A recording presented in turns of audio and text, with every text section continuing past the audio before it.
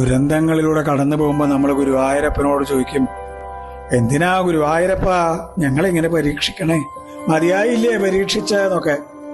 നല്ലൊരു ഗുരുനാഥന് വിദ്യാർത്ഥിയെ പരീക്ഷിക്കേണ്ട ആവശ്യമില്ല. അദ്ദേഹത്തിന് അറിയാം ശിഷ്യന്റെ നിലവാരം. എങ്കിൽ പിന്നെ ഭഗവാന് നമ്മളെ പരീക്ഷിക്കേണ്ട കാര്യമുണ്ടോ? ഇത് പരീക്ഷണമൊന്നുമില്ല. സുഖദുഃഖങ്ങൾക്ക് കാരണം നമ്മുടെ കർമ്മഫലാണ്. ചിലത് പൂർവജന്മാർജിതമായ കർമ്മവും. അന്ധദമ്പതികളുടെ പുത്രനെ അമ്പെയ്ത് കൊന്ന ദശരഥന് സ്വപുത്രനെ കാണാതെ മരിക്കേണ്ടി വന്നു. ബാലിയെ ഒളിയമ്പെയ്തു കൊന്ന രാമന് കൃഷ്ണാവതാരത്തിൽ ഒരു കാട്ടാളന്റെ അമ്പേൽക്കേണ്ടതായി വന്നു. സത്കർമ്മങ്ങളിലൂടെയും തിരുനാമജപത്തിലൂടെയും ദുഷ്കർമ്മഫലത്തിന്റെ ശക്തി കുറയ്ക്കുക. ചെയ്യണതെല്ലാം ഭഗവാന്റെ പൂജയാണെന്ന് വിചാരിക്കുക.